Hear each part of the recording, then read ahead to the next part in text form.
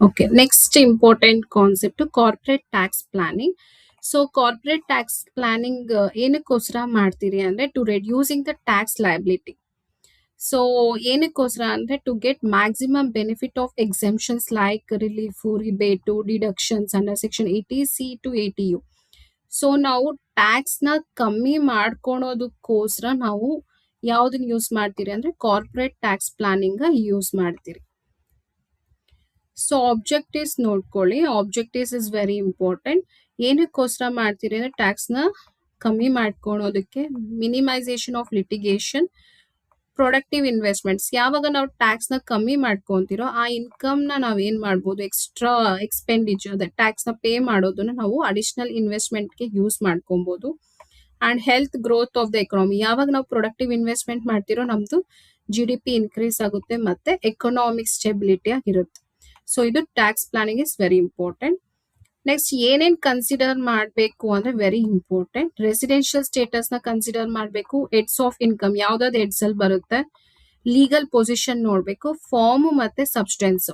Form versus substance. Form is nothing but like like ಏನೇನು ಎಲ್ಲ ನಾವು ಮಾಡಿದಿರೋ ಟ್ರಾನ್ಸಾಕ್ಷನ್ಸ್ ಎಲ್ಲ ಮಾಡಿದಿರೋ ಅದನ್ನ ಫಾರ್ಮ್ ಅಲ್ಲಿ ಫಿಲ್ ಮಾಡೋದನ್ನ ಫಾರ್ಮ್ ಅಂತೀರಿ. Substance is nothing but reality. Reality is different, form is different. ರಿಯಾಲಿಟಿಯಲ್ಲಿ ನಮ್ಮ ಆರ್ಗನೈಸೇಷನ್ ಅಲ್ಲಿ ಏನೇನೆಲ್ಲ ಆಗ್ತಾ ಇದೆ ಅದನ್ನ ಸಬ್ಸ್ಟೆನ್ಸ್ ಅಂತ ಕರಿತೀರಿ.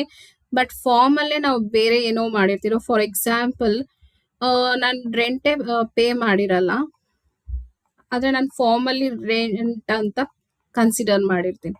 Substance is nothing but reality. ನಾನು ಅದು ಪೇನೇ ಮಾಡಿರಲ್ಲ ರೆಂಟ್. ನಾನು ಡಿಡಕ್ಷನ್ ಅಂಡರ್ ಸೆಕ್ಷನ್ 80E ಹೆಂಗ್ ಅಪ್ಲೈ ಮಾಡ್ತೀನಿ? ರೆಂಟ್ ಯಾವ್ದ್ರಲ್ಲಿ ಬರುತ್ತೆ ಹೇಳಿ? 80E ಅಲ್ಲಿ ಬರುತ್ತೆ. ಸೊ ನಾನು ಫಾರ್ಮ್ ಅಲ್ಲಿ 80E ಅಂತಲ್ಲಿ ರೆಂಟ್ ಪೇಡ್ ಅಂತ ತೋರಿಸಿನಿ, ಬಟ್ ರಿಯಾಲಿಟಿಯಲ್ಲಿ ನಾನು ರೆಂಟ್ ಪೇ ಮಾಡಿಲ್ಲ. That is substance. ಸೊ ಇದು ಫ್ಯಾಕ್ಟರ್ಸ್ ಆಫ್ ಟ್ಯಾಕ್ಸ್. ನಾನು ಎಕ್ಸಾಂಪಲ್ ಫಾರ್ಮ್ ವರ್ಸಸ್ ಸಬ್ಸ್ಟೆನ್ಸ್ಗೆ ಈ ಪಾಯಿಂಟ್ಸ್ ಕೇಳ್ತಾರೆ MCQs ಅಲ್ಲಿ. ಇನ್ ನೆಕ್ಸ್ಟ್ ಇವೆಲ್ಲ ಏನಿಲ್ಲ. ಬಟ್ ಏನಕ್ಕೋಸ್ಕರ ಟ್ಯಾಕ್ಸ್ ಪ್ಲಾನಿಂಗ್ ಬೇಕು ಅಂದ್ರೆ ಟ್ಯಾಕ್ಸ್ ಲಯಬಿಲಿಟಿಗೆ maximise cash flows and minimise cash out flows. Inflow ಜಾಸ್ತಿ ಮಾಡ್ಕೊಳೋದಕ್ಕೆ, ಔಟ್ಫ್ಲೋ ಕಮ್ಮಿ ಮಾಡ್ಕೊಳೋದಕ್ಕೆ. ಸೇಮ್ ಆಬ್ಜೆಕ್ಟಿವ್ಸ್ ಏನಿದೆ ಅದೇ ನೀಡ್.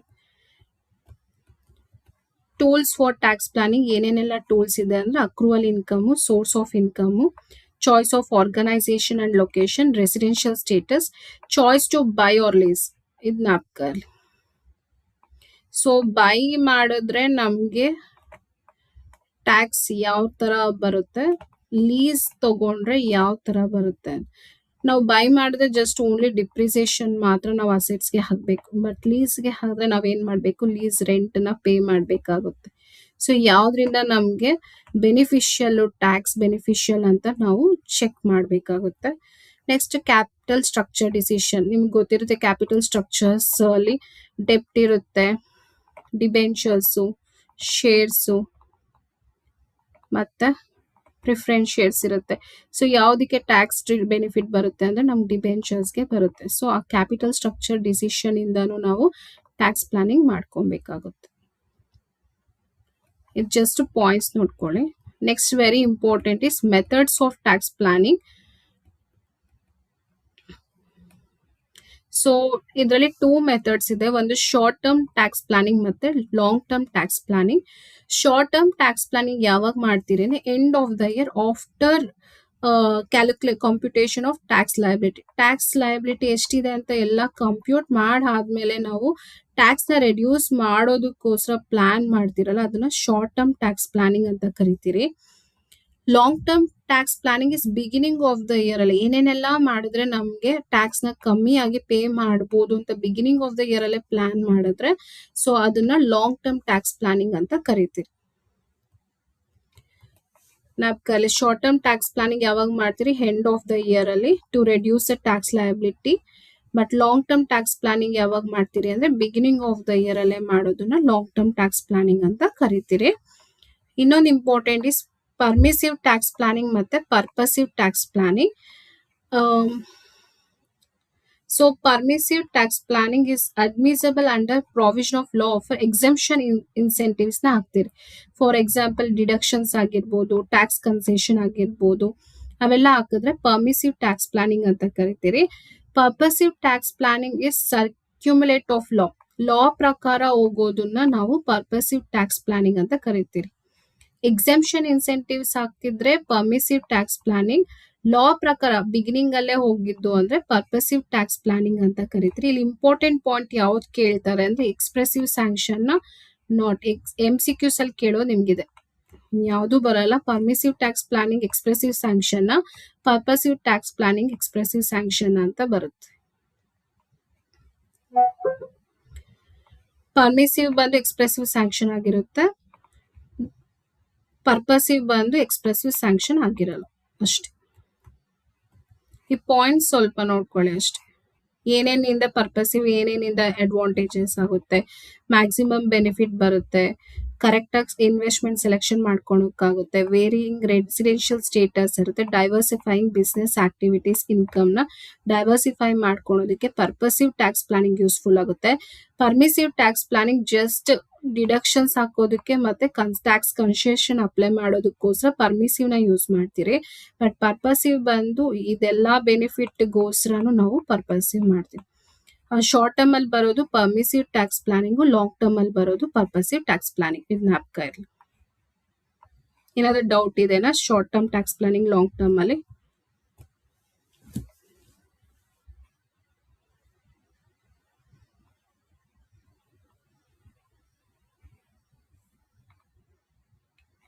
Next topic ಹೋಗ್ಲಾ?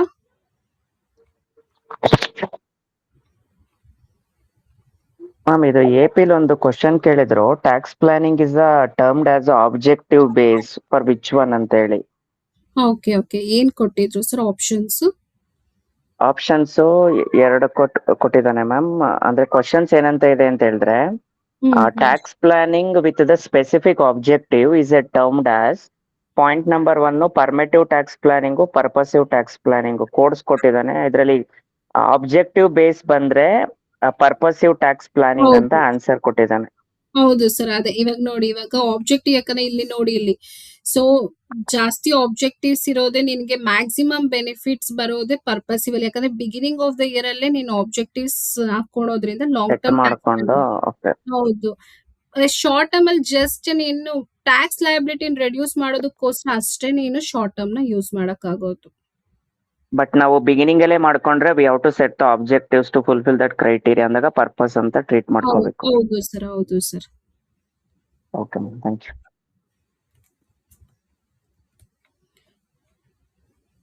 ಸೊ ಇವಾಗ ಕಾರ್ಪೊರೇಟ್ ಟ್ಯಾಕ್ಸ್ ಪ್ಲಾನಿಂಗ್ ಬಗ್ಗೆ ಏನ್ ಹೇಳಿದೇನೋ ಅದೇ ಇದು. ಕರೆಂಟ್ ಫ್ಯೂಚರ್ ಬಗ್ಗೆ, ಕರೆಂಟ್ ಬಗ್ಗೆ ಯೂಸ್ ನೋಡ್ಕೊಳೋದನ್ನ ಶಾರ್ಟ್ ಟರ್ಮ್, ಫ್ಯೂಚರ್ ಬಗ್ಗೆ ಮಾಡೋದನ್ನ ಲಾಂಗ್ ಟರ್ಮ್ ಅಂತ ಹೇಳ್ತೀರಿ, in order to reducing the tax liabilities.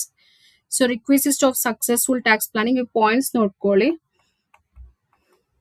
So deep knowledge, ಏನೇನ್ ಟ್ಯಾಕ್ಸ್ ಪ್ಲಾನಿಂಗ್ ಮಾಡ್ಬೇಕು ಅಂದ್ರೆ ಏನೇನೆಲ್ಲ ಬೇಕು ಅಂದ್ರೆ ನಮ್ಗೆ ಲಾಸ್ ಬಗ್ಗೆ ಇರಬೇಕು, ಅಮೆಂಡ್ಮೆಂಟ್ ಬಗ್ಗೆ ಗೊತ್ತಿರಬೇಕು, knowledge of allied other languages ಅಂದ್ರೆ ಟ್ಯಾಕ್ಸ್ ರೂಲ್ಸ್ ಪ್ರಕಾರ ಟ್ಯಾಕ್ಸ್ ಸೆಕ್ಷನ್ಸ್ ಎಲ್ಲ ಗೊತ್ತಿರಬೇಕು, ಮತ್ತೆ ಮೆಥಡ್ಸ್ ಆಫ್ ಟ್ಯಾಕ್ಸ್ ಪ್ಲಾನಿಂಗ್ ಗೊತ್ತಿರಬೇಕು. ಸೊ ಮೆಥಡ್ಸ್ ಯಾವ್ದಾದ್ರು ಹೇಳಿ, short term, long term, permissive, purposive, ಇದ್ರ ಮೆಥಡ್ಸ್ ಬಗ್ಗೆನೂ ಗೊತ್ತಿರಬೇಕು. ರೆಸಿಡೆನ್ಷಿಯಲ್ ಸ್ಟೇಟಸ್ ಗೊತ್ತಿರಬೇಕು, ಮತ್ತೆ ಯಾವ ಫಾರ್ಮ್ ಅಲ್ಲಿ ನಾವು ಆರ್ಗನೈಸೇಷನ್ ನ ಸೆಲೆಕ್ಟ್ ಮಾಡ್ಕೊಬೇಕು ಅಂತ ಗೊತ್ತಿರಬೇಕು. Capital structure, diversification of activity, own or lease, ಇದೆಲ್ಲ ನಮ್ಗೆ ತಿಳಿದಿದ್ರೆ ಮಾತ್ರನೇ ನಾವು ಟ್ಯಾಕ್ಸ್ ಪ್ಲಾನಿಂಗ್ ಮಾಡಕ್ಕೆ ಹೆಲ್ಪ್ಫುಲ್ ಆಗುತ್ತೆ. ಜಸ್ಟ್ ಪಾಯಿಂಟ್ಸ್ ಅಷ್ಟೇ. Next tax management. Tax planning is different, tax management is different. So tax planning is not a mandatory.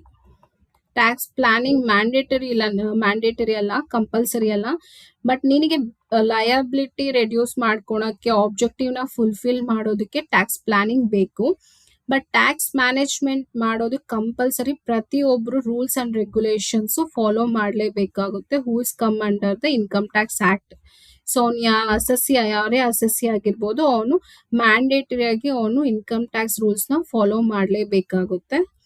So ಏನೇನೆಲ್ಲ ಮಾಡಬೇಕು ಅಂದ್ರೆ, ಅಕೌಂಟ್ಸ್ನ ಮೇಂಟೈನ್ ಮಾಡಬೇಕು, ರಿಟರ್ನ್ಸ್ನ ಫೇಲ್ ಮಾಡಬೇಕು, ಬಿಫೋರ್ ಡ್ಯೂ ಡೇಟಲ್ಲಿ ಅವನು ಅಕೌಂಟ್ಸ್ನ ಫೈಲಿಂಗ್ ರಿಟರ್ನ್ಸ್ ಮಾಡಬೇಕು, ಟ್ಯಾಕ್ಸ್ ಕರೆಕ್ಟ್ ಟೈಮ್ ಮಾಡಬೇಕು, TDSನ ಪೇ ಮಾಡಬೇಕು, ಅಡ್ವಾನ್ಸ್ ಟ್ಯಾಕ್ಸ್ನ ಪೇ ಮಾಡಬೇಕು.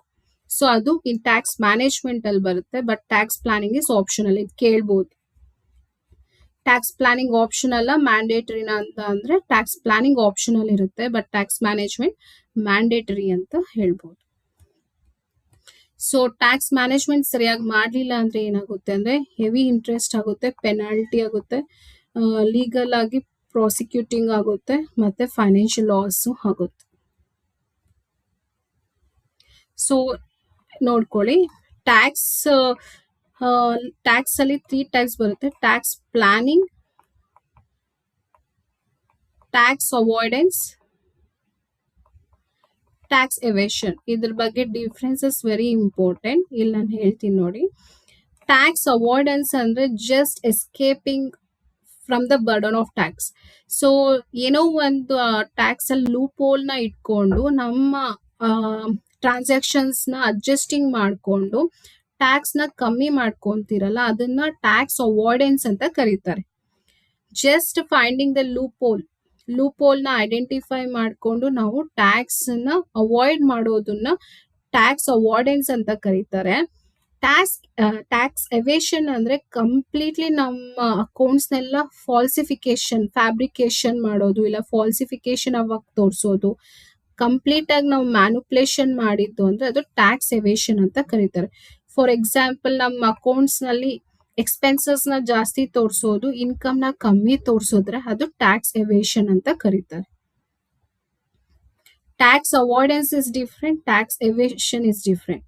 ಟ್ಯಾಕ್ಸ್ ಅವಾಯ್ಡೆನ್ಸ್ ಲಾನ್ ಪ್ರಕಾರನೇ ಹೋಗುತ್ತೆ, ಬಟ್ ಏನ್ ಮಾಡ್ತಾರೆ ಅಂದ್ರೆ ಲೂಪ್ ಹೋಲ್ ನ ಯೂಸ್ ಮಾಡಿಕೊಂಡು ಟ್ಯಾಕ್ಸ್ ನ ಕಮ್ಮಿ ಪೇ ಮಾಡೋ. ಫಾರ್ ಎಕ್ಸಾಂಪಲ್, ನಮ್ಗೆ ಗೊತ್ತು ಅಗ್ರಿಕಲ್ಚರ್ ಇನ್ಕಮ್ ಫುಲ್ಲಿ ಎಕ್ಸೆಂಪ್ಟೆಡ್ ಅಂತ ಕರೀತಾರೆ ಅಲ್ವಾ. ಸೊ ಅವನೇನ್ ಮಾಡ್ತಾನೆ, ಆ ಲೂಪ್ ಹೋಲ್ ನ ಇಟ್ಕೊಂಡು ಅವನೇನ್ ಮಾಡ್ತಾನೆ, ಸೊ ಅಗ್ರಿಕಲ್ಚರ್ ಅಂತ ತೋರಿಸೋದು, ಅದು ಟ್ಯಾಕ್ಸ್ ಅವಾಯ್ಡೆನ್ಸ್ ಆಗುತ್ತೆ. ಟ್ಯಾಕ್ಸ್ ಎವೇಷನ್ ಇಸ್ ಫಾಲ್ಸಿಫಿಕೇಶನ್ ಮಾಡೋದು. ಸೊ ಡಿಫ್ರೆನ್ಸಸ್ ನೋಡಿ. So tax planning legal, tax avoidance legal, but tax evasion is illegal.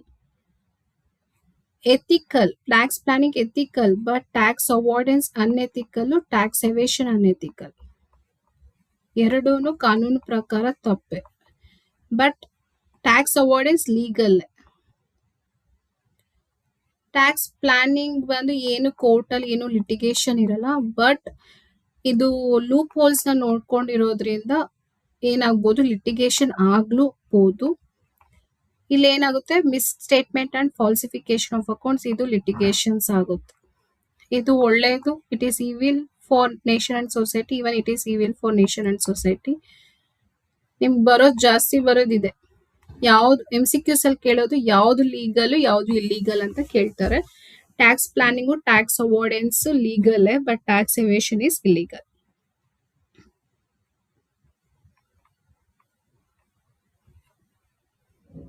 ಈ ಪಾಯಿಂಟ್ಸ್ ಜಸ್ಟ್ ನೋಡ್ಕೊಳ್ಳಿ. Planning before tax liability arises, but ಇದು ಬಂದು ಟ್ಯಾಕ್ಸ್ ಅವಾಯ್ಡೆನ್ಸ್ ಬಂದು ಟ್ಯಾಕ್ಸ್ ಲಯಬಿಲಿಟಿ ಬಂದ ಮೇಲೆ ನಾವು ಲೂಪ್ ಹೋಲ್ ನ ಯೂಸ್ ಮಾಡ್ಕೊಂಡು ಚೇಂಜ್ ಮಾಡೋದನ್ನ ಟ್ಯಾಕ್ಸ್ ಅವಾಯ್ಡೆನ್ಸ್ ಅಂತ ಕರೀತಾರೆ. ಸೊ ಇದು ಅಷ್ಟೇ, ಆಫ್ಟರ್ ಲಯಬಿಲಿಟಿ ಬಂದ ಮೇಲೆ ಕ್ಯಾಲ್ಕುಲೇಷನ್ ಮಾಡೋದನ್ನ ಟ್ಯಾಕ್ಸ್ ಎವೇಷನ್ ಅಂತ ಕರೀತಾರೆ. ಇದ್ರಲ್ಲೂ MCQs ಬರುತ್ತೆ.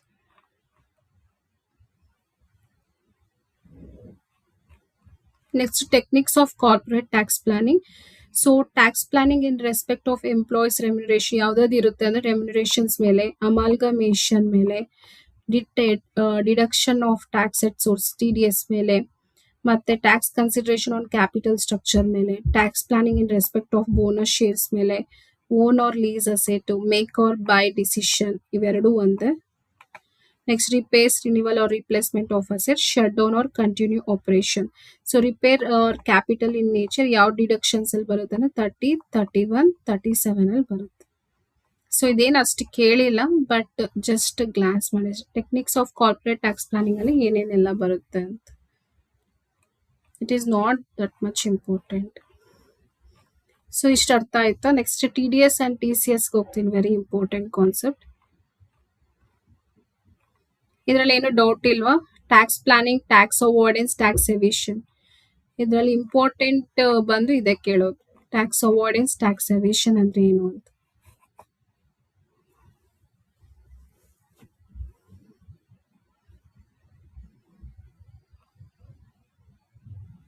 ಏನೋ ಡೌಟ್ ಇಲ್ವಾ?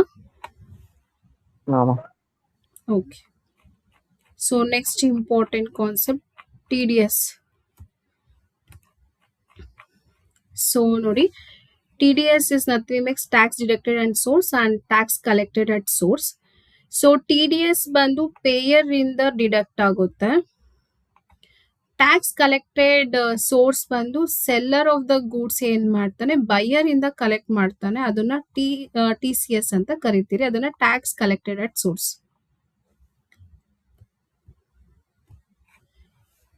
TDS ಬೇರೆ, TCS. ಫಾರ್ ಎಕ್ಸಾಂಪಲ್, ನಾನು ಏನಾದ್ರು ವಿನ್ನಿಂಗ್ ಫ್ರಮ್ ಲಾಟ್ರಿಯಿಂದ ಏನಾದ್ರು ಬಂದಿದ್ದು ಅಂದ್ರೆ ನಾನು 30% ಆಫ್ TDS ನಾನು ನನ್ನ ಸೋರ್ಸ್ ಇಂದ ಡಿಡಕ್ಟ್ ಆಗುತ್ತೆ. ಅದು TDS, ನಾನೇ ಪೇ ಮಾಡ್ತೀನಿ. So that is TDS. TCS is nothing but, so seller ಏನೋ ಗೂಡ್ಸ್ ನ ಸೇಲ್ ಮಾಡಿರ್ತಾನೆ, ಅದಕ್ಕೆ ಟ್ಯಾಕ್ಸ್ ನ ಪೇ ಮಾಡ್ತಾನೆ. After that he will collect it from the buyer. ಅದನ್ನ ಟ್ಯಾಕ್ಸ್ ಕಲೆಕ್ಟೆಡ್ ಅಟ್ ಸೋರ್ಸ್ ಅಂತ ಕರೀತಾರೆ.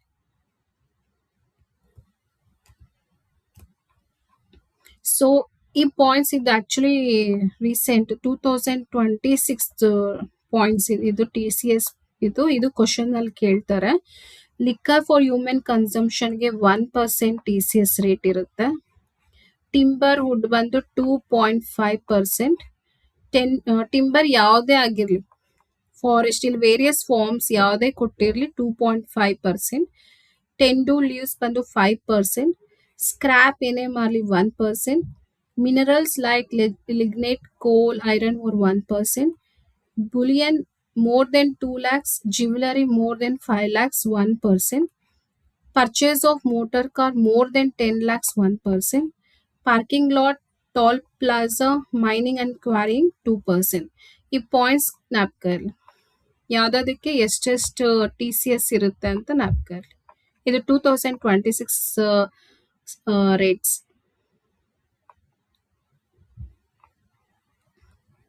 ಇದು ಚೇಂಜು ಆಗ್ಬೋದು, ಬಟ್ ಐ ಕಾಂಟ್ ಸೇ. ನಿಮ್ಗೆ ಎಕ್ಸಾಮ್ ಯಾವಾಗಿರುತ್ತೋ ಅದಕ್ಕಿಂತ ಮುಂಚೆ ನೀವು ನೋಡ್ಕೊಬೇಕಾಗುತ್ತೆ. ಇದು ಚೇಂಜ್ ಆಗ್ತಾನೆ ಇರುತ್ತೆ TCS ರೇಟ್ಸ್. ನೀವು ಇನ್ನೊಂದ್ಸರಿ ಇದು ಫಿಕ್ಸ್ ಆಗಬೇಡಿ, ಚೇಂಜ್ ಆಗುತ್ತೆ. TCS ಯಾವುದೇ ಕಾರಣಕ್ಕೂ ಸೇಮ್ ಇರಲ್ಲ. ನೀವು ಎಕ್ಸಾಮ್ಗಿಂತ ಮುಂಚೆ ಹೋಗುವಾಗ ಈ ರೇಟ್ಸ್ ಇನ್ನೊಂದ್ಸರಿ ನೋಡ್ಕೊಬೇಕಾಗುತ್ತೆ.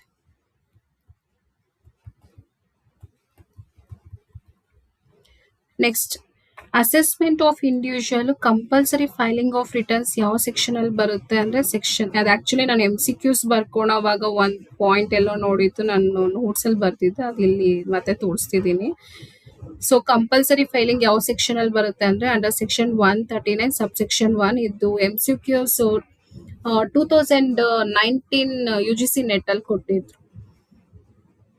ನೆಕ್ಸ್ಟ್ ಡ್ಯೂ ಡೇಟ್ಸ್ ನೋಡಿ. ಡ್ಯೂ ಡೇಟ್ಸ್ 30th ನವೆಂಬರ್ ಅಲ್ಲಿ ಅವರು ಫರ್ನಿಶ್ ಮಾಡಬೇಕು. ನಾನು ಮೊನ್ನೆ ಕ್ಲಾಸಲ್ಲೇ ಹೇಳಿದ್ದೆ ಸರ್, ನೀವು ಹೇಳಿದ್ರಿ ಕಂಪ್ನಿ ಬುಕ್ಸ್ ಆಡಿಟಿಂಗ್ ಆಗಿದ್ರೆ ಯಾವ ಡ್ಯೂ ಡೇಟ್ ಅಲ್ಲಿ ಫೇಲ್ ಮಾಡಬೇಕು ಅಂದ್ರೆ 31st ಅಕ್ಟೋಬರ್. ಆದ್ರೆ ಅದರ್ ಅಸೆಸಿ ಇದಾದ್ರೆ 31st ಜುಲೈ. ಈ ಡೇಟ್ಸ್ ಕಂಪ್ನಿಗಾದ್ರೆ 31st October due date. Any other assessee ಬೇರೆ ಯಾರೇ ಆಗಿರ್ಬೋದು, ಅವ್ರಿಗೆ ಯಾವಾಗ ಅಂದ್ರೆ 31st July. It is very important. 31st October and 31st July ಜ್ಞಾಪಕ. ಇನ್ಕಮ್ ಟ್ಯಾಕ್ಸ್ ರಿಟರ್ನ್ ಫೈಲ್ ಮಾಡಬೇಕು ಅಂದ್ರೆ ಡ್ಯೂ ಡೇಟ್ ಯಾವಾಗ ಅಂದ್ರೆ 31st October for company and 31st July for any other assessee. Next TCS ಅಲ್ಲಿ ಯಾರ್ಯಾರು ಬರ್ತಾರೆ? TCS ಅಲ್ಲಿ sellers ಯಾರ್ಯಾರು ಅಂದ್ರೆ ಇನ್ಕ್ಲೂಡ್ಸ್, ಇದು MCQs ಅಲ್ಲಿ ಕೇಳ್ಬೋದು. ಸೆಲ್ಲರ್ಸ್ ಯಾರ್ಯಾರು ಇರ್ತಾರೆ ಅಂದ್ರೆ central and state government, local authority, company, partnership firm, cooperative society, individual or HUF covered under section 44. Individual or HUF covered under section 44 ಅವ್ರು ಕಂಪಲ್ಸರಿ ಆಡಿಟ್ ಮಾಡಲೇಬೇಕಾಗುತ್ತೆ ಅವ್ರ ಬುಕ್ಸ್. ಅವರು ಸೆಲ್ಲರ್ಸ್ ಬರ್ತಾರೆ. Buyers exclude public sectors. ಇದು confusion ಆಗಬೇಡಿ. Sellers include, buyers exclude. Buyer exclude ಬಂದು public sector entities, companies, central and state government, embassy or high commission, clubs such as sports and social clubs, retailer buyer for personal consumption in case of motor vehicle. Retail buyer for personal consumption in case of motor vehicle ಬಂದ್ರೆ ಅದು buyers exclude ಆಗ್ತಾರೆ. ಈ points ಜ್ಞಾಪಕ ಇರಲಿ.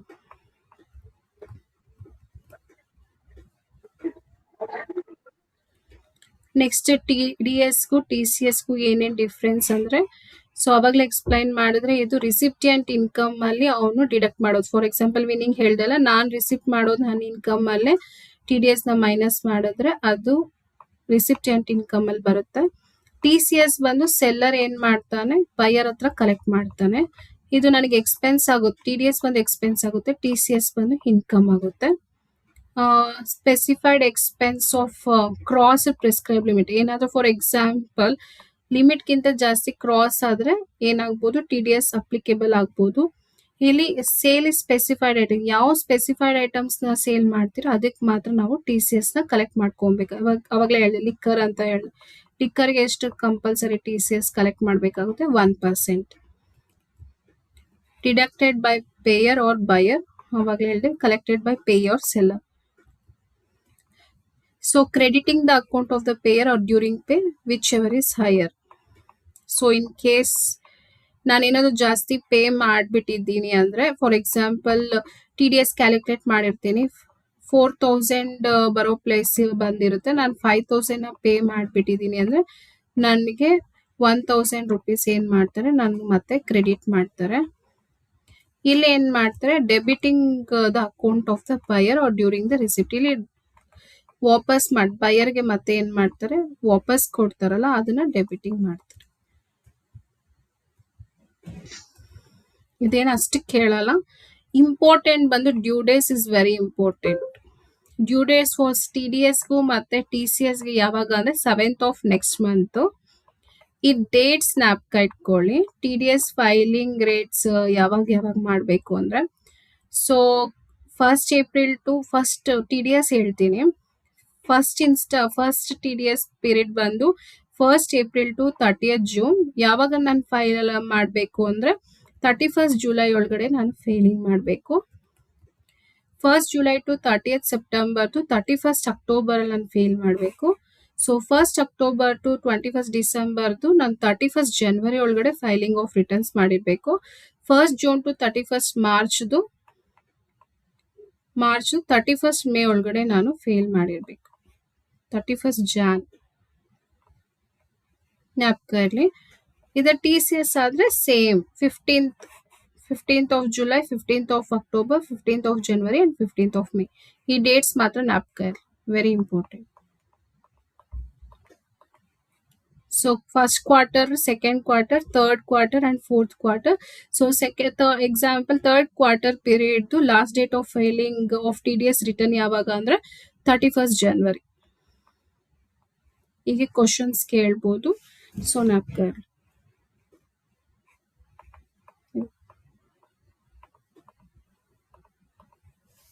ಅದೇ 1 month late ಆಗಂತ ನೆನ್ಪಿಕೊಂಡ್ರೆ short cut ನೆನಪಿರುತ್ತೆ. ಇದು ನೀವು ಕ್ವಾರ್ಟರ್ ಪೀರಿಯಡ್ ಜ್ಞಾಪಕ ಇರ್ಲಿ sir. 1st April to 3 months separate ಮಾಡ್ಕೊಂಡ್ರೆ, April to June 3 months ನೀವು ಸಪರೇಟ್ ಮಾಡ್ಕೊಂಡಿದ್ದು ಅಂದ್ರೆ ಅದ್ರ ನೆಕ್ಸ್ಟ್ ಮಂತ್ ಸಕ್ಸೀಡಿಂಗ್ ಮಂತ್ಗೆ 31st July TDS, ಅದ್ರ TCS ಜುಲೈ. ಹಾಗೆ ನೀವು ಇಟ್ಕೊಂಡ್ರೆ ಈಸಿ ಆಗುತ್ತೆ.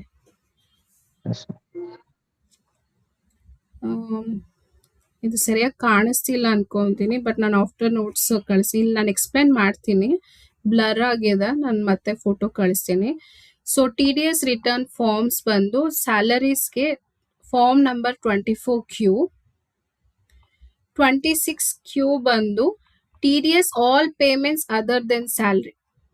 ಎಲ್ಲಾ ಪೇಮೆಂಟ್ ಸ್ಯಾಲರಿ ಬಿಟ್ಟು ಬೇರೆ ಏನೇ ಪೇಮೆಂಟ್ಸ್ ಮಾಡಬೇಕು ಅಂದ್ರೆ ಫಾರ್ಮ್ ನಂಬರ್ 26Q ಅಲ್ಲಿ ಪೇ ಮಾಡ್ತೀರಿ. ಫಾರ್ಮ್ 27Q ಅಲ್ಲಿ ಬಂದು ಎನಿ ಸಮ್ ಪೇಯಬಲ್ ಟು ನಾನ್ ರೆಸಿಡೆಂಟ್ಸ್ಗೆ ಏನಾದರೂ ಪೇ ಮಾಡಬೇಕು ಅಂದ್ರೆ ಯಾವ ಫಾರ್ಮ್ ಕೊಡಬೇಕು ಅಂದ್ರೆ 27Q ಫಾರ್ಮ್ ಕೊಡಬೇಕಾಗುತ್ತೆ. TCS tax collection at source TCSಗೆ ಯಾವ ಫಾರ್ಮ್ ಕೊಡಬೇಕು ಅಂದ್ರೆ ಫಾರ್ಮ್ 27EQ. ಪ್ರಾಪರ್ಟಿ ಮೇಲೆ ಏನಾದರೂ ಫಾರ್ಮ್ ಕೊಡಬೇಕು ಅಂದ್ರೆ 26QB. ರೆಂಟ್ ಮೇಲೆ ಏನಾದರೂ ಫಾರ್ಮ್ ಕೊಡಬೇಕು ಅಂದ್ರೆ 26QC. ಈ form numbers very important, maths of following ಅಲ್ಲಿ ಕೇಳ್ಬೋದು. ಸ್ಯಾಲರೀಸ್ಗೆ ಯಾವ farm 24Q, other then salaries ಅದೇ 26Q. ನಾನ್ ರೆಸಿಡೆನ್ಸ್ಗೆ ಏನಾದರೂ ಪೇ ಮಾಡಬೇಕು ಅಂದ್ರೆ 27Q. TCS ಮೇಲೆ ಕೊಡಬೇಕು ಅಂದ್ರೆ 27EQ. ಪ್ರಾಪರ್ಟಿ ಮೇಲೆ ಕೊಡಬೇಕು ಅಂದ್ರೆ 26QB. ರೆಂಟ್ ಮೇಲೆ ಕೊಡಬೇಕು ಅಂದ್ರೆ 26QC. ಈ ಫಾರ್ಮ್ ನಂಬರ್ಸ್ ಸ್ವಲ್ಪ ನೋಡ್ಕೊಳ್ಳಿ. ನೆಕ್ಸ್ಟ್ ಬಂದು ಸರ್ಟಿಫಿಕೇಟ್. ಫಾರ್ಮ್ಸ್ ಬೇರೆ, ಸರ್ಟಿಫಿಕೇಟ್ ಕನ್ಫ್ಯೂಷನ್ ಆಗಬೇಡಿ. Forms are different, certificates are different. Salary ಮೇಲೆ ಏನಾದರೂ ಕೊಡಬೇಕು ಅಂದ್ರೆ ಫಾರ್ಮ್ 16. ಸೊ ಇಯರ್ಲಿ ಆಗಿ ಕೊಡಬೇಕು. ಡ್ಯೂ ಡೇಟ್ ಬಂದು 31st ಮೇ. ಡ್ಯೂ ಡೇಟ್ ಬಂದು 31st ಮೇ. ಫಾರ್ಮ್ 16A ಬಂದು TDS certificate on non salary payment. Non salary payment ಬಂದು ಫಾರ್ಮ್ 16A, ಇದು ಕ್ವಾರ್ಟರ್ಲಿ ಅಲ್ಲಿ ಪೇ ಮಾಡ್ತಾರೆ. 16B ಬಂದು TDS on sale of property ಏನಾದರೂ ಸೇಲ್ ಮಾಡಿದ್ದು ಅಂದ್ರೆ 16B ಅಲ್ಲಿ ಬರುತ್ತೆ. ಫಾರ್ ಎವ್ರಿ ಟ್ರಾನ್ಸಾಕ್ಷನ್, ಯಾವಾಗ ನಾವು ಪ್ರಾಪರ್ಟಿನ ಸೇಲ್ ಮಾಡ್ತಿರೋ ಅವಾಗೆಲ್ಲ ಫಾರ್ಮ್ 16B ಬರುತ್ತೆ. ಫಾರ್ಮ್ 16C ಬಂದು rent, TDS on rent. Every transaction, ಯಾವಾಗ ರೆಂಟ್ ನಾವು ರಿಸೀವ್ ಮಾಡ್ತಿರೋ ಅವಾಗ ಫಾರ್ಮ್ 16C ಬರುತ್ತೆ. And tax collected at source certificate ಬಂದು 27D. ಸೊ ಫಾರ್ಮ್ಸೇ ಬೇರೆ, ಸರ್ಟಿಫಿಕೇಟ್ಸೇ ಬೇರೆ. TDS ಸರ್ಟಿಫಿಕೇಟ್ಸ್ಗೆ ನಾವು ಈ ಫಾರ್ಮ್ಸ್ ಕೊಡ್ತೀರಿ. ಸರ್ಟಿಫಿಕೇಟ್ ಆಕ್ಚುಲಿ ಸರ್ಟಿಫಿಕೇಟ್ ನಂಬರ್ 16 ಇದೆ. TDS certificates.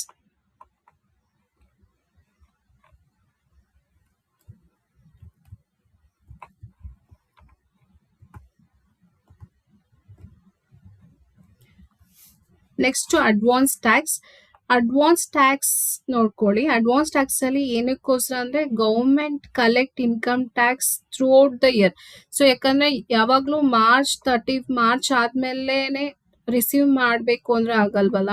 So economic activities ಆಗ್ಲೇಬೇಕಾಗುತ್ತೆ ಕಂಟ್ರಿಗೆ. ಸೊ ಹಂಗಾಗಿ ಏನ್ ಮಾಡ್ತಾರೆ, ಗೌರ್ಮೆಂಟ್ ಏನ್ ಇಂಟ್ರೊಡ್ಯೂಸ್ ಮಾಡಿದ್ರು ಅಂದ್ರೆ ಅಡ್ವಾನ್ಸ್ ಟ್ಯಾಕ್ಸ್ ನ ಇಂಟ್ರೊಡ್ಯೂಸ್ ಮಾಡಿದ್ರು. So because of that government collect income tax throughout the year. So ಇದನ್ನ ಏನಂತ ಕರೀತಾರೆ, also called as pay has you earn tax. ನೀನ್ ಎಷ್ಟು ಅರ್ನ್ ಮಾಡ್ತೀಯೋ ಅಷ್ಟಕ್ಕೆ ಟ್ಯಾಕ್ಸ್ ನ ಪೇ ಮಾಡೋದನ್ನ ಅಡ್ವಾನ್ಸ್ ಟ್ಯಾಕ್ಸ್ ಅಂತ ಕರೀತಾರೆ. ಸೊ ಇಲ್ಲಿ ಇಂಪಾರ್ಟೆಂಟ್ ರೂಲ್ ಏನು ಅಂದ್ರೆ, ಯಾರ ಇನ್ಕಮ್ ಜಾಸ್ತಿ ಎಕ್ಸೀಡ್ಸ್ 5,000 ಗಿಂತ ಜಾಸ್ತಿ ಆಗುತ್ತೋ, ಅದೇ ಟ್ಯಾಕ್ಸಬಲ್ ಲಯಬಿಲಿಟಿ ಯಾರ್ದು 5,000 ಗಿಂತ ಜಾಸ್ತಿ ಆಗುತ್ತೋ they can pay the advance tax. ಅವನಿಗೆ ಬಿಸ್ನೆಸ್ ಇನ್ಕಮ್ ಇಲ್ಲ ಅಂದ್ರೆ no need to pay the income tax, advance tax.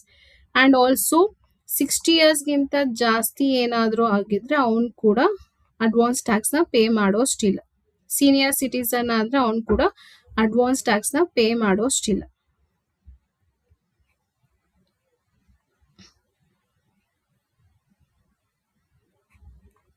Tax liability ಯಾರ್ದು 5,000 ಗಿಂತ ಜಾಸ್ತಿ ಬರುತ್ತೋ ಅವನು ಅಡ್ವಾನ್ಸ್ ಟ್ಯಾಕ್ಸ್ ನ ಪೇ ಮಾಡ್ಬೋದು. ಅದು ನಾಪ್ಕರ್ಲಿ. ಸೊ ಅಡ್ವಾನ್ಸ್ ಪೇಮೆಂಟ್ ಟ್ಯಾಕ್ಸ್ ಯಾವ ಚಲನಲ್ಲಿ ಪೇ ಮಾಡ್ತಾರೆ ಅಂದ್ರೆ challan number 280. So delay in advance tax payment ಅಲ್ಲಿ 2 ಸೆಕ್ಷನ್ಸ್ ಬರುತ್ತೆ. ಒಂದು ಸೆಕ್ಷನ್ 234CL ಮತ್ತೆ ಸೆಕ್ಷನ್ 234B. ಸೊ ಇಲ್ಲಿ ಅವನೇನು ಅಡ್ವಾನ್ಸ್ ಟ್ಯಾಕ್ಸ್ ನ ಯಾವಾಗ ಪೇ ಮಾಡಿರಲ್ಲೋ ಅವನನ್ನ ಏನು ಪೇನೆ ಮಾಡಿಲ್ಲ ಅಂದ್ರೆ ಸೆಕ್ಷನ್ 234C ಅಂತ ಹೇಳ್ತಾರೆ. ಸೆಕ್ಷನ್ 34B ಬಂದು 90% ಲೆಸ್ ದೆನ್ 90% ಅವ್ರಿಗೂ ಅಡ್ವಾನ್ಸ್ ಟ್ಯಾಕ್ಸ್ ನ ಪೇ ಮಾಡಿದ್ದು ಅಂದ್ರೆ ಒಂದು ಸೆಕ್ಷನ್ 234B ಅಲ್ಲಿ ಬರ್ತಾನೆ. ಏನೋ ಅಡ್ವಾನ್ಸ್ ಟ್ಯಾಕ್ಸ್ ನೇ ಪೇ ಮಾಡಿಲ್ಲ ಅಂದ್ರೆ ಸೆಕ್ಷನ್ 234 ಅಲ್ಲಿ ಬರ್ತಾನೆ. Less than 90% advance tax pay ಮಾಡಿದ್ದಾನೆ ಬಟ್ ಲೆಸ್ ದೆನ್ 90% ನ ಪೇ ಮಾಡಿದ್ದಾನೆ ಅಂದ್ರೆ ಸೆಕ್ಷನ್ 234B ಅಲ್ಲಿ ಬರ್ತದೆ. Delay in payment of advance tax payment ಅಲ್ಲಿ 2 ಸೆಕ್ಷನ್ ಬರುತ್ತೆ, ಸೆಕ್ಷನ್ 234C ಮತ್ತೆ ಸೆಕ್ಷನ್ 234B. ಎಷ್ಟು ಅವನು ಬ್ಯಾಲೆನ್ಸ್ ಏನಿರುತ್ತೆ ಅದಕ್ಕೆ ಅವನು ಎಕ್ಸ್ಟ್ರಾ 1% ನ ಪೇ ಮಾಡಬೇಕಾಗುತ್ತೆ ಫಾರ್ ಔಟ್ಸ್ಟ್ಯಾಂಡಿಂಗ್ ಬ್ಯಾಲೆನ್ಸ್.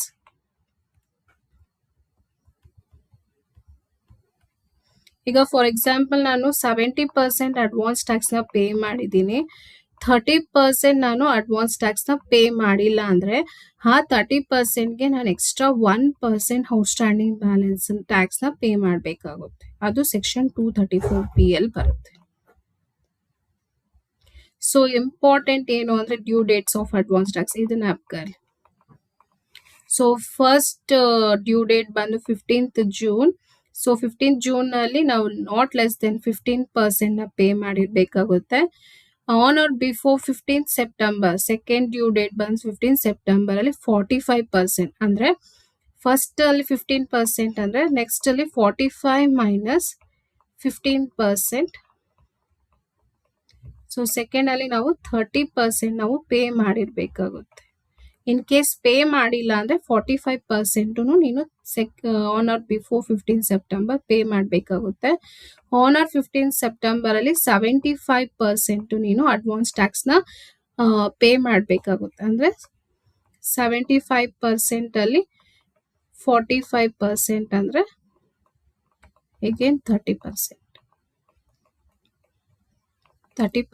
ಪೇ ಮಾಡಿರ್ಬೇಕಾಗುತ್ತೆ. ಅಂದ್ರೆ ನೀನು ಪ್ರತಿ ಡ್ಯೂ ಡೇಟ್ ಅಲ್ಲೂ ಪೇ ಮಾಡ್ತಾ ಇದ್ರೆ ಫಸ್ಟ್ ಅಲ್ಲಿ 15%, ಸೆಕೆಂಡ್ ಅಲ್ಲಿ 30%, ಥರ್ಡ್ ಅಲ್ಲಿ 30% ಅಂಡ್ ಫೋರ್ತ್ ಅಲ್ಲಿ ರಿಮೈನಿಂಗ್ ಪರ್ಸೆಂಟ್ ನ ಪೇ ಮಾಡ್ತೀವಿ. ಅಂದ್ರೆ 25% ಲಾಸ್ಟ್ ಅಲ್ಲಿ 25% ಪೇ ಮಾಡ್ತೀಯ. ಪೇ ಮಾಡಿಲ್ಲ ಅಂದ್ರೆ ಯು ಹ್ಯಾವ್ ಟು ಪೇ 100%.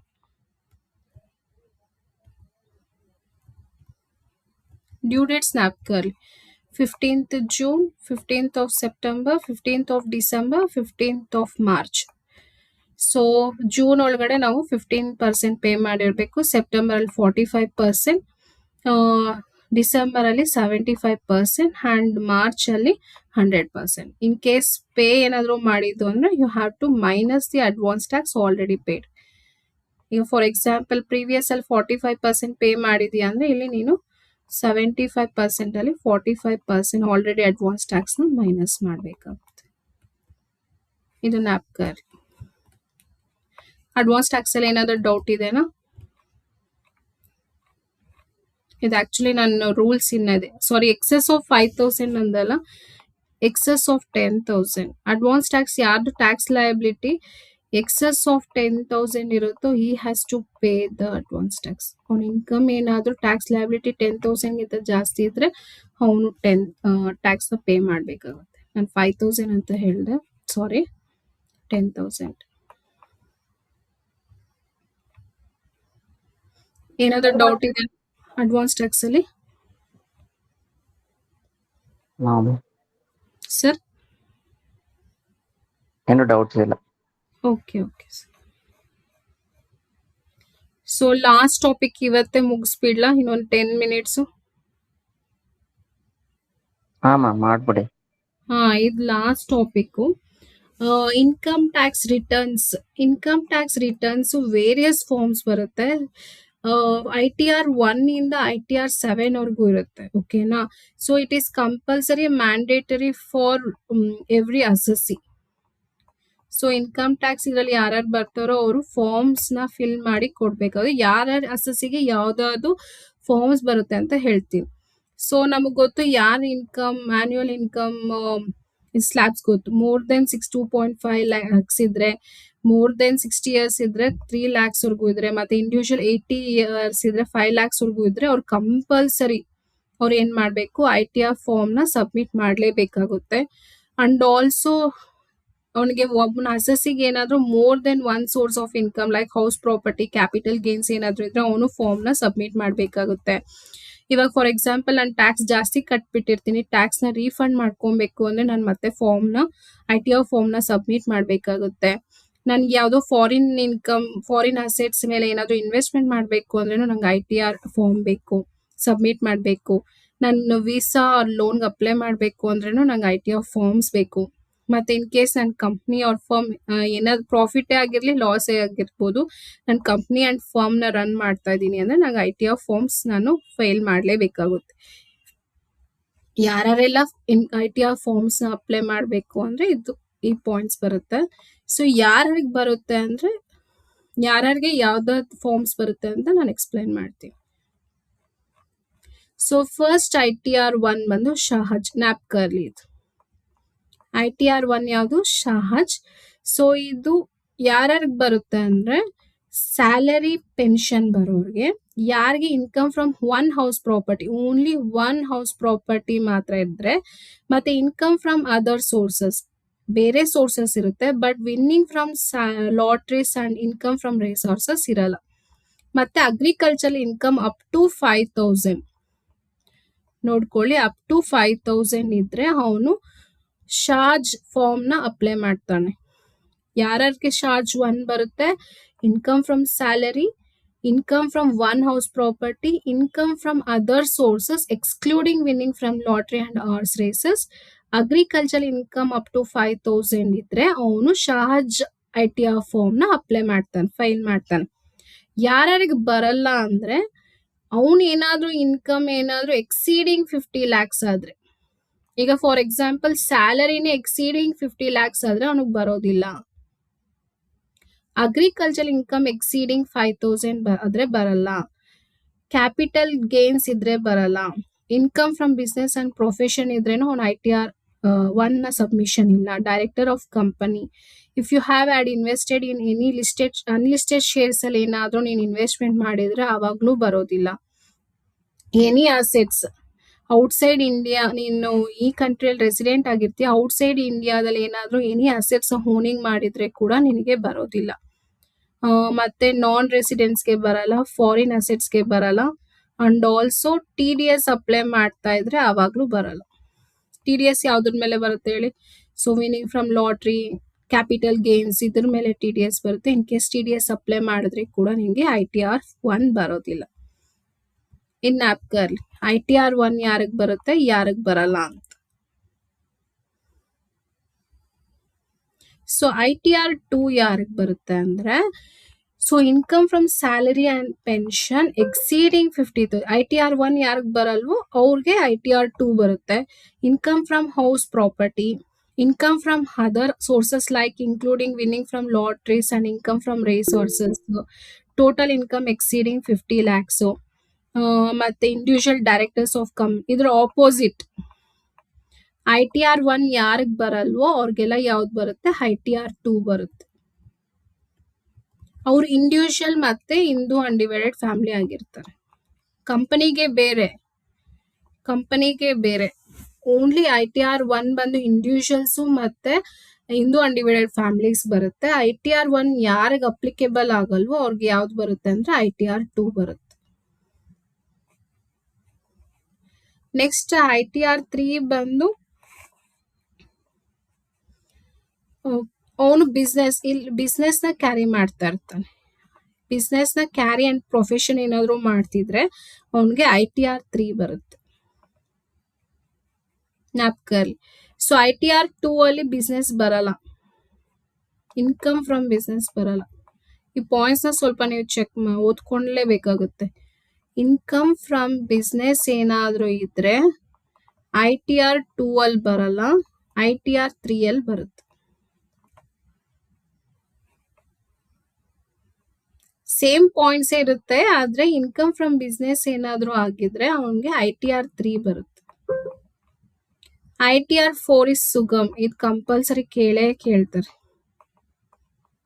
ಸುಗಮ್ ಯಾರ್ಯಾರಿಗೆ ಬರುತ್ತೆ ಅಂದ್ರೆ ಇಂಡಿವಿಜುವಲ್ಸ್, HUF ಪಾರ್ಟ್ನರ್ಶಿಪ್ ಫರ್ಮ್ಸ್ಗೆ, but not a limited liability partnership with income from business or profession who includes presumptive income scheme. ನಾನು ಆಲ್ರೆಡಿ ಎಕ್ಸ್ಪ್ಲೈನ್ ಮಾಡಿದ್ದೀನಿ. Presumptive income scheme 44AD, 44ADA ಮತ್ತೆ 44E ಯಾರು ಆ ಸ್ಕೀಮಲ್ಲಿ ಬರ್ತಾರೋ ಅವ್ರು ಯಾವ್ದ್ರಲ್ಲಿ ಬರ್ತಾರೆ, ITR 4 ಅಲ್ಲಿ ಬರ್ತಾರೆ. ಇನ್ ಕೇಸ್ ಅವ್ನ ಟರ್ನ್ ಓವರ್ ಏನಾದ್ರೂ 2 crores ಜಾಸ್ತಿ ಇದ್ರೆ ಅವ್ನು ITR 3 ಅಲ್ಲಿ ಬರ್ತಾನೆ. ಜ್ಞಾಪಕ ITR 4 is ITR 1 ITR 4 very important. ITR 1 ಬಂದು ಶಾರ್ಜ್ಗೆ ಬರುತ್ತೆ. ಸೊ ITR 4 ಬಂದು ಸುಗಮ್ ಬರುತ್ತೆ. ಅವ್ನಿಗೆ income from business and profession ಆಗಿರ್ತಾನೆ. ಅವನು ಪ್ರೆಸೆಂಟಿವ್ ಇನ್ಕಮ್ ಸ್ಕೀಮ್ ಅಲ್ಲಿ ಅಪ್ಲೈ ಮಾಡಿರ್ತಾನೆ. ಪ್ರೆಸೆಂಟಿವ್ ಇನ್ಕಮ್ ಸ್ಕೀಮ್ ಅಲ್ಲಿ ಅಪ್ಲೈ ಮಾಡಿದ್ರೆ ಮಾತ್ರ ITR 4 ಬರುತ್ತೆ, ಇಲ್ಲ ಅಂದ್ರೆ ITR 3 ಬರುತ್ತೆ.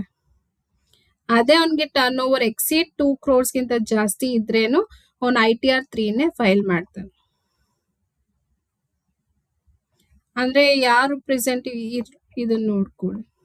ಸೊ ITR 4 ನ ಅಪ್ಲೈ ಮಾಡಬೇಕು ಅಂದ್ರೆ ಇದ್ಯಾವುದು ರೂಲ್ಸ್ ಇರಬಾರ್ದು. ಇನ್ಕಮ್ ಎಕ್ಸಿಡಿಂಗ್ 50 lakhs ಜಾಸ್ತಿ ಇರಬಾರ್ದು. Income from more than 1 house property ಇರಬಾರ್ದು. Brought forward and carry forward losses ಇರಬಾರ್ದು. ಫಾರಿನ್ ಅಸೆಟ್ಸ್ ಇರಬಾರ್ದು. Income from any source outside India ಇರಬಾರ್ದು. ಅವ್ನು ಡೈರೆಕ್ಟರ್ ಆಫ್ ಕಂಪನಿ ಇರಬಾರ್ದು. Investments in unlisted equity shares ಇರಬಾರ್ದು. Resident, not ordinary resident and non resident ಆಗಿರಬಾರ್ದು. ಅವ್ನಿಗೂ ಅಷ್ಟೇ ಸುಗಮ್ ಬರೋದಿಲ್ಲ. ಸೊ ITR 5 ಯಾರ್ಯಾರು ಬರುತ್ತೆ ಅಂದ್ರೆ LLPsಗೆ, ಅಸೋಸಿಯೇಷನ್ ಆಫ್ ಪರ್ಸನ್ಗೆ, ಬಾಡಿ ಆಫ್ ಇಂಡಿವಿಜುವಲ್ಸ್ಗೆ, ಇವ್ರಿಗೆಲ್ಲಾನು ITR 5 ಬರುತ್ತೆ. ITR 6 ಯಾವ್ರಿಗೆ ಬರುತ್ತೆ ಅಂದ್ರೆ ಕಂಪ್ನೀಸ್ಗೆ.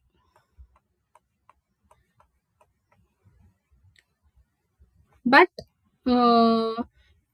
ನೋಡಿ ಕ್ಲೈಮಿಂಗ್ ಎಕ್ಸೆಂಪ್ಷನ್ ಅಂಡರ್ ಸೆಕ್ಷನ್ 11 ಅಲ್ಲಿ ಬರ್ತಾರೆ. ITR 7 ಕಂಪನೀಸೇ, but they are come under section 139 subsection 4A. ಇವೆಲ್ಲ ಸೆಕ್ಷನ್ಸ್ ನ ಕ್ಲೈಮ್ ಮಾಡಿದ್ರೆ ಅವರು ITR 7 ಬರ್ತಾರೆ. ಜಾಸ್ತಿ ಕೇಳೋದೆ ನಿಮ್ಗೆ ITR 1, ITR 3, ITR 4.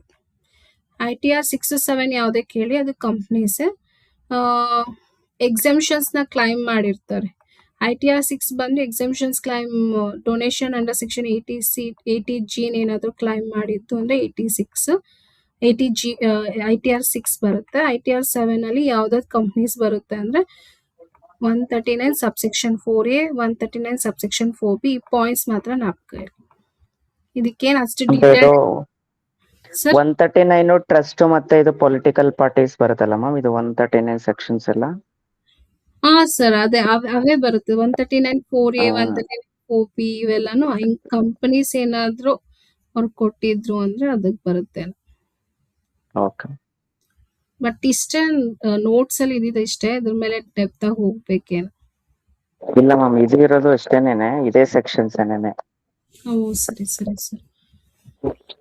ಜಾಸ್ತಿ ಕೇಳೋದೆ ನಿಮ್ಗೆ ಸುಗಮು, ಮತ್ತೆ ಜಾಸ್ತಿ ಕ್ವಶನ್ ಪೇಪರ್ ಅಲ್ಲಿ ಬಂದಿರೋದೇ ಸುಗಮ್ ಬಗ್ಗೆನೆ ಜಾಸ್ತಿ ಕೇಳಿರೋದು ಸರ್. ನಾನ್ ನೋಡಿರೋ ಮ್ಯಾಚ್ ದ ಫಾಲೋಯಿಂಗ್ಸ್ ಇದೆ ಮ್ಯಾಮ್ ತುಂಬಾ ಇದ್ರಲ್ಲಿ. ಹೌದಾ ಸರ್? ಅದು ನೋಡ್ಬೇಕು. ಇದು ಸ್ವಲ್ಪ ನೋಡ್ಕೊಂಡು ಹೋಗಿ. ಇದ್ರಲ್ಲಿ ಜಾಸ್ತಿ ಕೇಳೋದು ರೂಲ್ಸ್ ಕೇಳ್ತಾರೆ, ಜಾಸ್ತಿ ಪಾಯಿಂಟ್ಸ್ ಇದೆಲ್ಲ, ಅಂಡರ್ ಪಾಯಿಂಟ್ಸ್. ಇದು ಸ್ವಲ್ಪ ನೋಡ್ಕೊಳ್ಳಿ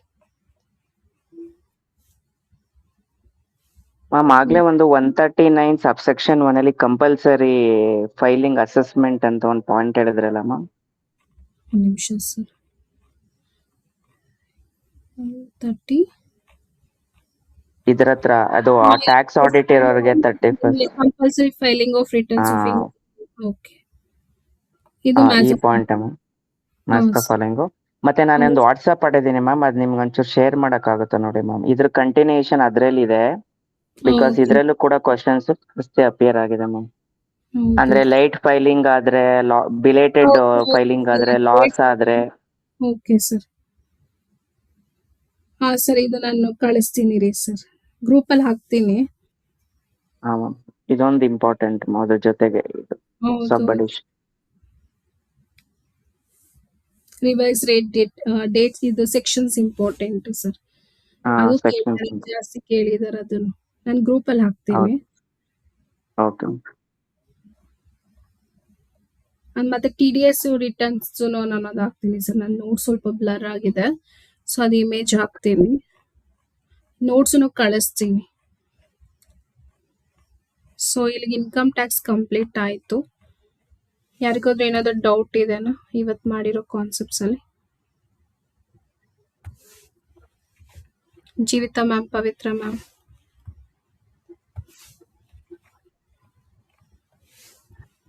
ಮ್ಯಾಮ್ ಏನು ಇಲ್ಲ. ನಾಗೇಶ್ ಸರ್ ಏನೋ ಹ್ಯಾಂಡ್ ರೈಸ್ ಮಾಡಿದ್ದಾರೆ ಮ್ಯಾಮ್. ಸರ್ ಹೇಳಿ sir. Nagesh sir.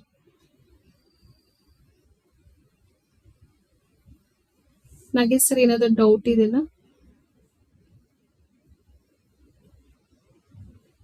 Sir mute ಅಲ್ಲಿ ಇದ್ದೀರಾ? Okay ma'am. ಸೊ MCQs ನ ನಾನು ಇವತ್ತು ಸ್ವಲ್ಪ ಪ್ರಿಪೇರ್ ಮಾಡಿದ್ದೀನಿ. ಇವತ್ತು ಪ್ರಿಪೇರ್ ಮಾಡಿರೋದು ಹಾಕ್ತೀನಿ. ನೆಕ್ಸ್ಟ್ ಅದೇ ITR forms MCQs.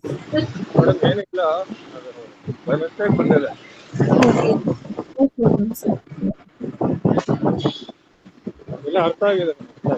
Okay. So ಆದಷ್ಟು ನೀವು ಏನೇನ್ ಕಾನ್ಸೆಪ್ಟ್ಸ್ ಎಲ್ಲ ಎಕ್ಸ್ಪ್ಲೈನ್ ಮಾಡಿದೀನೋ ಅದು ಸ್ವಲ್ಪ ನೀವು ಓದ್ಕೊಬೇಕಾಗುತ್ತೆ. ಯಾಕಂದ್ರೆ ಜಾಸ್ತಿ ಕಾನ್ಸೆಪ್ಟ್ಸ್ ಇರೋದ್ರಿಂದ ನೀವು ಮತ್ತೆ ಎಕ್ಸಾಮ್ ಟೈಮಲ್ಲೇ ಓದ್ಕೊಬೇಕು ಅಂದ್ರೆ ಎಲ್ಲ ಮರ್ತೋಗ್ಬಿಟ್ಟಿರ್ತೀರ. ಆದಷ್ಟು ರಿವಿಷನ್ ಜಾಸ್ತಿ ಮಾಡಿ. ನೋಟ್ಸ್ ಕಳಿಸ್ತೀನಿ, ಆದಷ್ಟು ನೀವು ನೋಟ್ಸ್ ಮಾಡ್ಕೊಂಡ್ರೆ ಬೆಟರ್. ನಿಮ್ Yes, ma'am. ಓನ್ ನೋಟ್ಸ್ ಇದ್ರೆ ನಿಮ್ಗೆ ಈಸಿ ಆಗುತ್ತೆ. ಮ್ಯಾಮ್ ಇದು 2 ಫೋಲ್ಡರ್ ಸ್ವಲ್ಪ ಶೇರ್ ಮಾಡಿ ಮ್ಯಾಮ್. ಅದು ಇದು ಮತ್ತೆ ಇದು. ಹಾ ಸರ್, ಕಳಿಸ್ತೀನಿ. ಸೊ MCQs ಜಾಸ್ತಿ ಸ್ವಲ್ಪ ಪ್ರಾಕ್ಟೀಸ್ ಮಾಡಿ. ಯೂಟ್ಯೂಬ್ ಅಲ್ಲಿ ಬೇರೆ ಬೇರೆ ವಿಡಿಯೋಸ್ ಎಲ್ಲ ಇರುತ್ತಲ್ವಾ, ಅದನ್ನೆಲ್ಲ ಪ್ರಾಕ್ಟೀಸ್ ಮಾಡಿ. ಎವರ್ ಸ್ಟಡಿ ಬರುತ್ತೆ, ಬೈಜೂಸ್ ಹಳೇದಿರುತ್ತೆ, ಹಳೇದನ್ನು ಪ್ರಾಕ್ಟೀಸ್ ಮಾಡಿ. ಮತ್ತೆ ಅಕಾಡೆಮಿ ಅಚೀವರ್ಸ್ ಅಡ್ಡ ಅಂತ ಬರುತ್ತೆ, ಅದ್ರಲ್ಲಿ MCQs ಇರುತ್ತೆ, ಅದು ಪ್ರಾಕ್ಟೀಸ್ ಮಾಡಿ. ಆದಷ್ಟು MCQs ಜಾಸ್ತಿ ಪ್ರಾಕ್ಟೀಸ್ ಮಾಡಿದಷ್ಟು ನಿಮ್ಗೆ ಹೆಲ್ಪ್ಫುಲ್ ಆಗುತ್ತೆ ಎಕ್ಸಾಮ್ ಟೈಮಲ್ಲಿ. ಕ್ಲಾಸ್ ವೈಂಡ್ ಅಪ್ ಮಾಡ್ಲಾ? Yes ma'am. Okay sir, thank you sir. Thank you ma'am.